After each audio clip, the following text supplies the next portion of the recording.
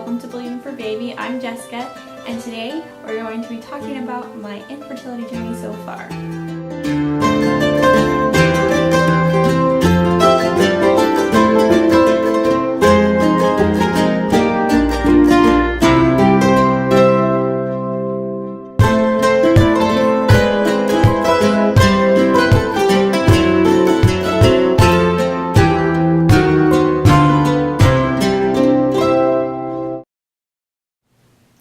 So in order for you to understand kind of where I'm at on this infertility journey, I wanted to go ahead and make a video and explain kind of where I've been.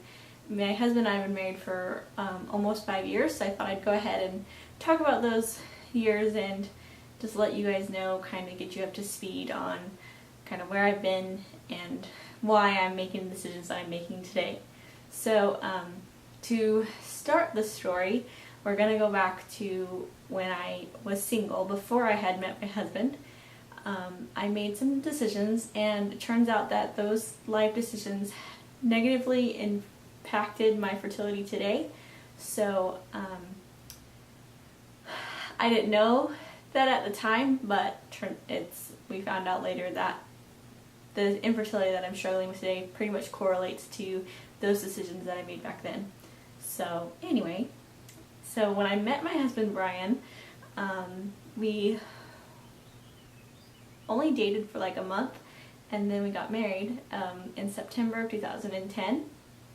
And we wanted to have a family. We were excited about being parents and having a family together. And so we started trying pretty much right away. And I went to the gynecologist, my gynecologist, in 2010, in December of 2010. And I had met with her, and I just kind of made it a preconception consultation appointment. And I told her, hey, we're trying to get pregnant. What do I need to be doing? And she wrote me a prescription for a prenatal and said, if you're not pregnant in 6 months, then come back. So we, kept trying, and we weren't really like serious about it or anything. And I had kind of written off the fact that I wasn't getting pregnant right away to me having a very stressful job. And so I just didn't really think too much of it, and I was having a lot of like pain with menstrual cycles and things like that. So it was pretty miserable. I cramped a lot and was emotional, had some things going on. So I just kind of wrote it off and wasn't really in a headspace to really figure it out, I guess. So I put it off, and then finally in I want to say in 2012, I'd say, yeah, I started to get a little bit more serious about wanting to have a baby. And so I was doing more of like the stereotypical basal body temperature charting, and I bought the book Taking Charge of Your Fertility, and I started to look into oils and herbs and trying to kind of Dr. Google and DIY my way to my fertility. And we didn't know anything was wrong, and so we were just kind of troubleshooting on our own. And it was really, I feel like for all the spinning on the hamster wheel that I did, I really was getting nowhere.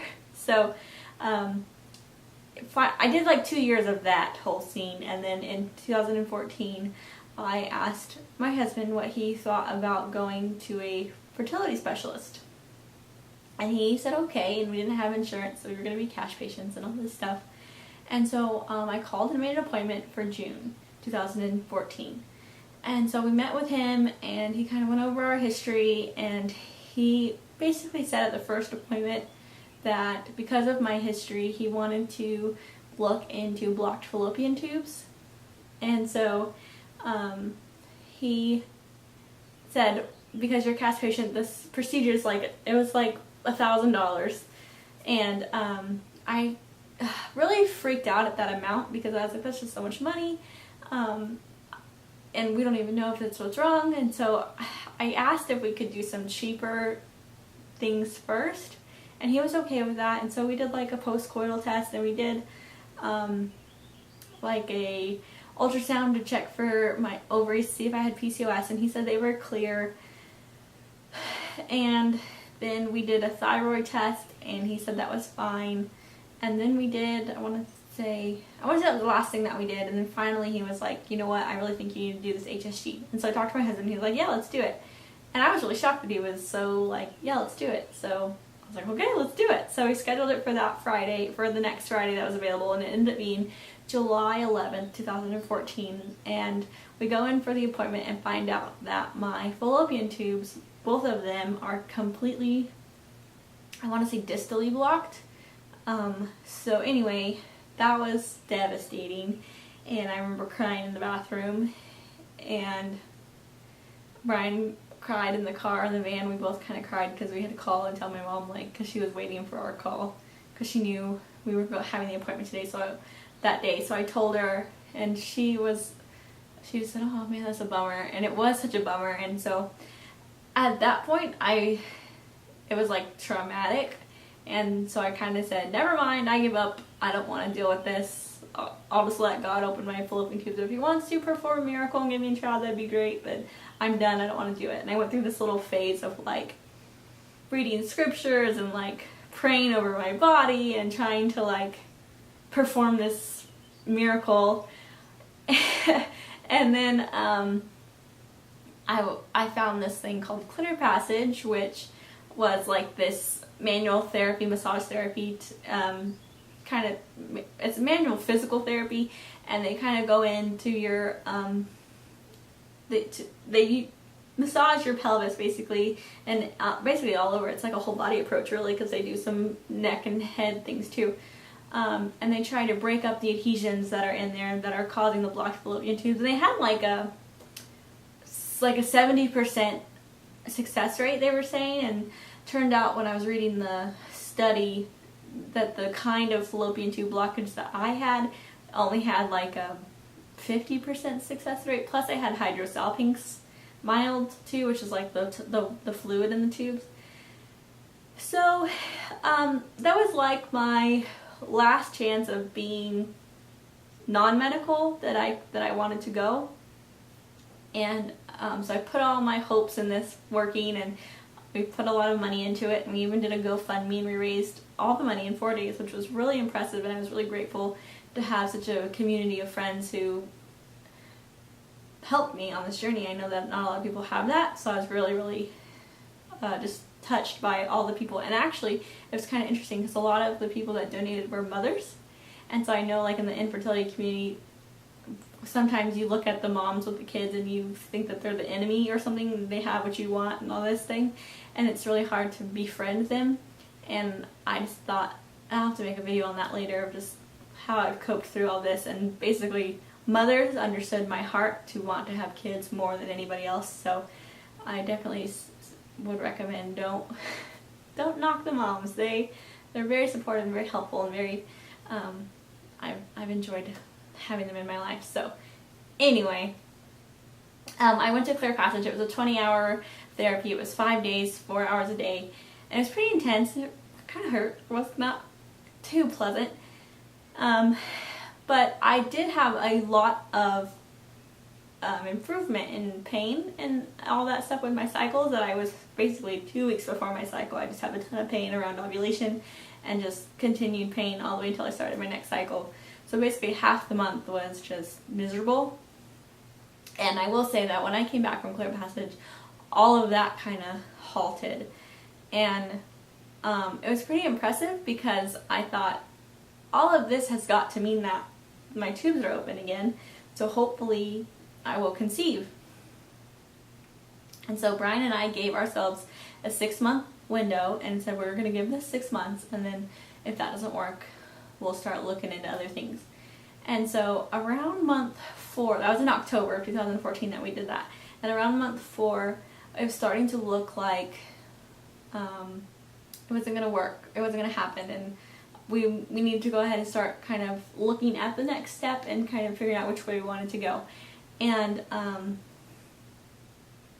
I met this lady who was a fertility care practitioner, which is this whole system that I found, and I'll go into that too. But I had kind of heard of it from my aunt, and I had gone to a couple of practitioners before her, and I just wasn't connecting with it. I wasn't connecting with the women. I was kind of not really sure I was going to need to do it, and I was hoping that clear passage would work, so I wasn't really, like, my heart wasn't in it, and it was kind of just wishy-washy, you know, and I needed to be more steady about it.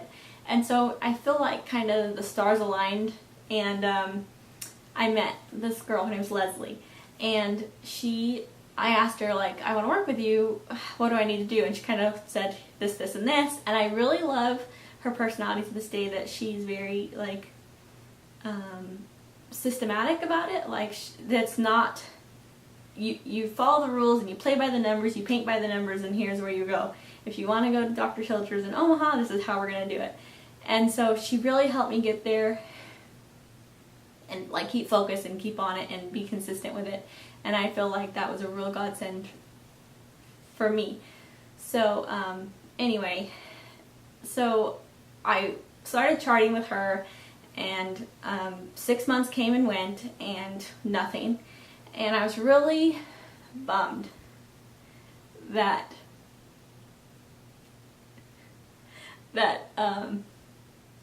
it didn't work.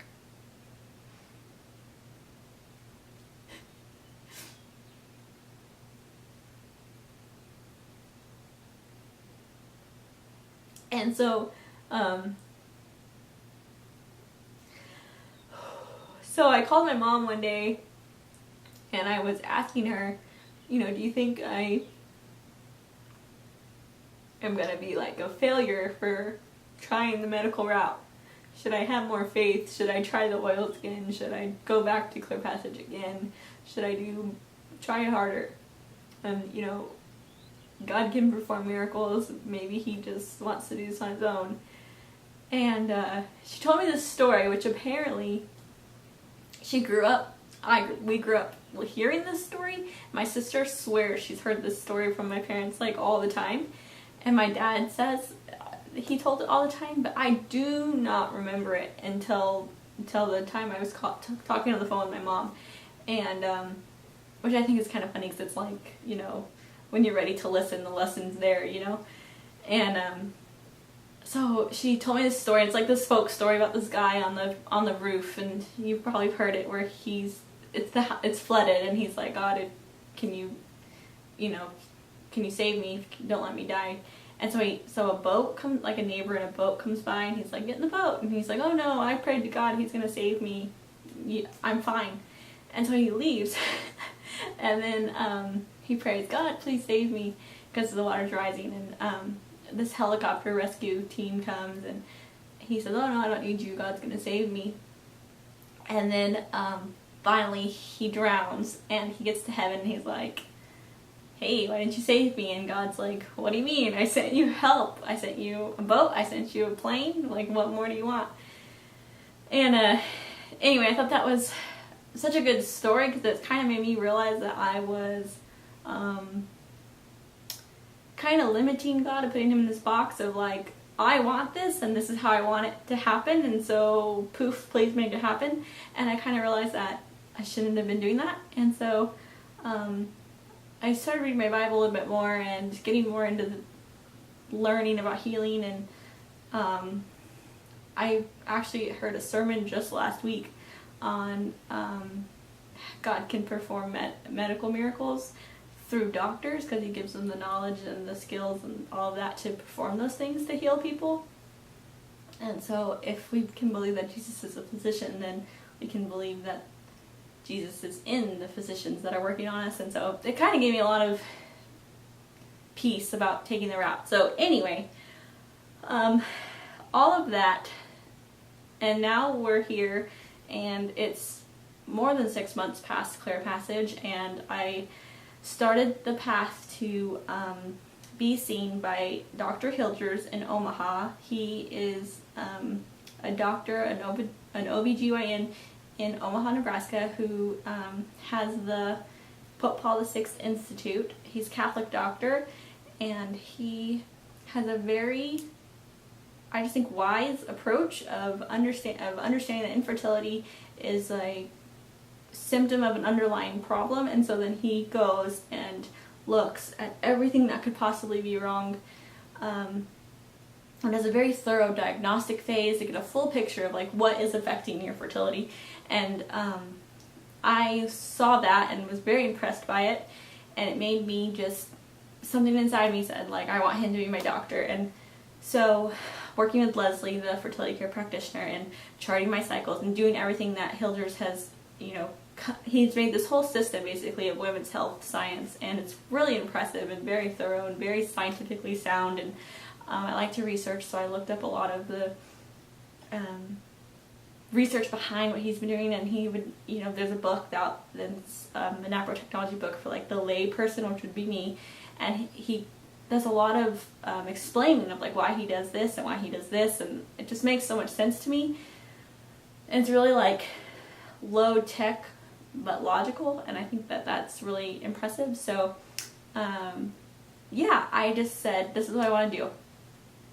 And so I talked to the husband, and he was like, yeah, that makes total sense. If there's a problem, he'll definitely find it, and he'll know how to treat it. And so by fixing the root cause of those diseases, basically, the root causes of the infertility, then we can work on getting me healthy. And then, because I believe, and my husband, we've said from the beginning, a healthy body reproduces. So if something's not right, or if we're not reproducing, if we're not fertile, then that just means that something's wrong, and we want to know what. So we started this path, and actually the first part of the path is going to be doing blood work through the lab, and you do it like every other day in your cycle, and so you can get a full picture of your hormones and how they fluctuate, because he goes on to explain that, you know, just doing it one day doesn't give you a really good picture of what's actually going on. And so anyway, so I'm going to be doing that. So I leave this week to go to Omaha, and I'll be doing the blood draws there at the lab. And I could have done it here locally somewhere, but it was a lot of hassle, really. And I could have done it, and it would have been fine. But then it turns out that a friend of mine is in Omaha, and she's going to be moving. And I thought, well, I'm going to go up there and help her, and, you know, I can do the blood draws there. And then that way I can, you know, help her out and be a blessing to her, which was exciting for me. So yeah, I should be leaving. My first appointment with them is on Thursday, and while I'm there, also I arranged to do my ultrasounds. He also does a ultrasound series to diagnose ovulation defects, which there's something like 34 or something ovulation defects that he can see in this ultrasound series. They watch you ovulate, which is kind of really cool, and I like that, and I'm kind of excited for that. So I called the ultrasound lab there, and she said, yeah, while you're here we might as well do that. So that all worked out, and that's really exciting. So yeah, it's a 7-hour drive from me to Omaha, and I'm going to be going by myself, and Brian's going to be staying here working because he can't take all that time off, obviously, but it's okay because we have to try to avoid for that cycle anyway, so oh well. And yeah, so I'm excited to go. I'm excited to get some answers and just get this journey started. It should be really exciting. And so anyway, that's kind of where I've been and where I'm going. So be looking for videos from the Omaha trip, and I will be editing those videos while I'm up there so you guys can see what's going on. And hopefully, as I get the answers rolling in, I will relay them to you. And I really like that you guys can be on this journey with me through video, because I think you'll get to see more and be there with me. And I know a lot of people are praying for us and pulling for us, and I'm really blessed and grateful for that. So thank you very much. Have a great day, and I'll see you soon.